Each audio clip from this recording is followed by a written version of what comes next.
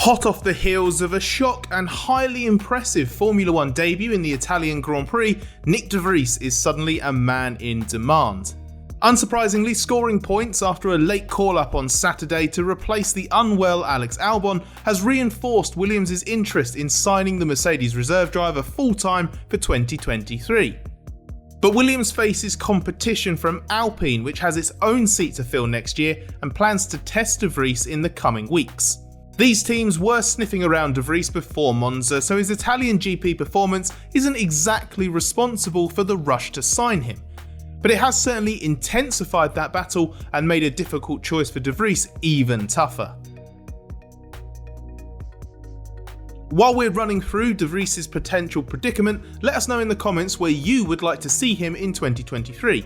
And if you could give our video a like and subscribe to the channel if you haven't already, that would really help us out as well. De Vries starred on a last-minute call-up to Williams at Monza as Albon was forced aside before final practice to get treatment for appendicitis. There was a degree of good timing for de Vries as he'd actually driven in the first Friday practice session for Aston Martin, fulfilling one of that team's rookie requirements for F1's this season.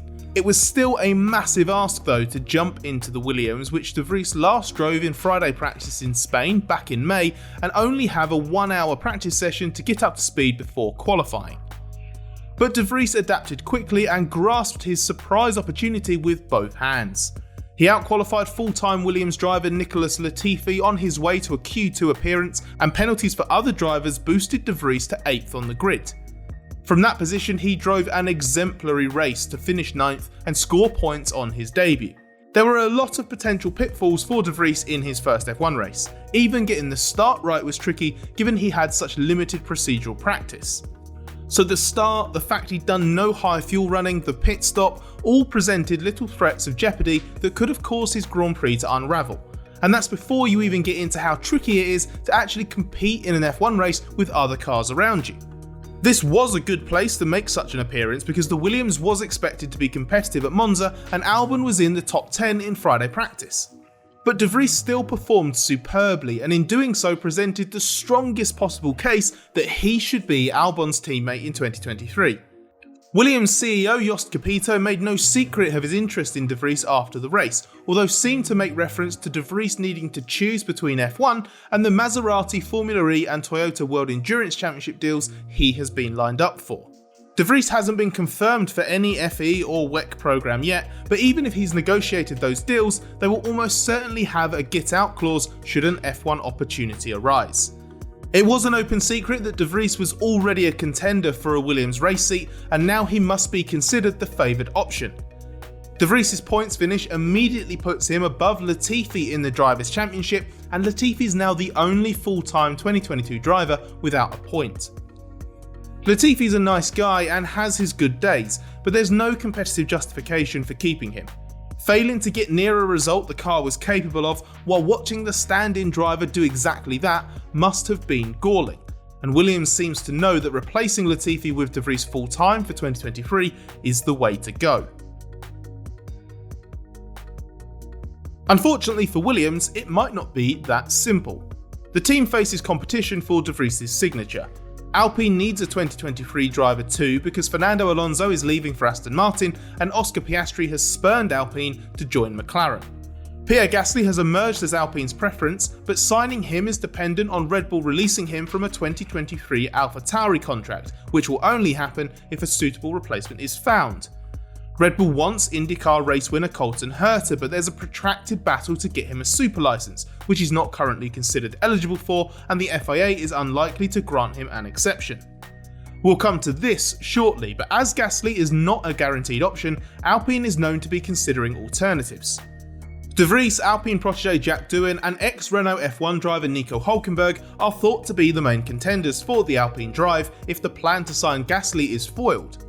A 2021 car test is understood to be planned at the Hungaroring during the gap between the Italian Grand Prix and the Singapore round to assist Alpine's evaluation process. De Vries is believed to be part of that test, and it would be logical for Alpine Academy driver and Formula 2 race winner Doohan, who participated in a 2021 F1 car test for the first time earlier this year, to take part as well. Alpine will not comment on the speculation as its 2021 testing program is private, But Laurent Rossi, the Alpine CEO, told us last weekend that team boss Otmar Szafnauer's process of picking Alonso's replacement could involve track evaluations. The prospect of forcing his way into contention at Alpine complicates de Vries' decision. It's unclear if delaying could cost de Vries any Williams chance, but he may face a choice between a definite drive at Williams and waiting to see if Alpine's interest materialises into a firm offer. What Williams would do if it misses out on de Vries isn't clear. One option that shouldn't be discounted is Williams getting Doohan if Alpine swoops for de Vries instead. Alpine and Williams had agreed a 2-year loan deal for Piastri before his management orchestrated the move to McLaren instead, so there's clearly a good relationship between the two teams. It would also fit with Alpine's preference to place Doohan in a less pressured environment for his F1 debut than the Works team. The question is whether Williams would be willing to take someone else's F2 rookie over its own, especially as Williams Academy prospect Logan Sargent is currently beating Doohan in F2. Curiously, the test that Alpine's arranging to evaluate 2023 drivers is set to be joined by Herta as well. But his participation is believed to have been arranged by Red Bull because he's not on Alpine's list of options. Herta tested a 2021 McLaren earlier this year in Portugal as part of his F1 testing contract with that team, but that's of little use to Red Bull given it occurred a couple of months ago and took place in private. So the logical assumption is that Red Bull wants to use the Alpine test to get Herta back into the groove in an F1 car now his IndyCar season has finished, and possibly Red Bull can evaluate him at the same time. This would likely be in advance of Friday practice outings for AlphaTauri before the end of the 2022 F1 season to help boost his super license bid. Herta needs 40 super license points to be eligible for one, and he's currently short of that tally because the FIA system is harsh on IndyCar, so finishing 7th, 3rd and 5th in the US series isn't considered good enough, and he only managed to finish 10th this season. Red Bull's argued that the FIA should count Herta's runner-up finish in the 2018 Indy Lights Championship as well, but that Lights season fell short of the number of entries required to count for super license points, so is not currently considered eligible for inclusion on Herta's point score. Unless the FIA's position on that changes, Herta will not qualify for a license, and the FIA has made it clear it won't just make an exception. The alternative to Red Bull will be to get Herta to compete in a series that takes place during the F1 off-season, like the New Zealand-based Toyota Racing Series or Formula Regional Asia, which both take place in January and February. The Asian series would seem to be the best bet. Its place in the FIA pyramid means it awards a surprisingly high number of super license points, and it had a packed grid earlier this year, so should have no problem fulfilling the eligibility criteria. It's unclear how many points Herta would need to score. There's a 4-year qualification period, but Herta would be counting a 2023 championship, so presumably his 2019 IndyCar season would no longer be eligible. That would mean counting his 2020 and 2021 IndyCar results for a total of 28 points. So Herta may need to finish in the top 3 of the Formula Regional Series to qualify, although some bonus points from FP1 outings over the rest of the F1 season could make it so that finishing 4th or even 5th is enough.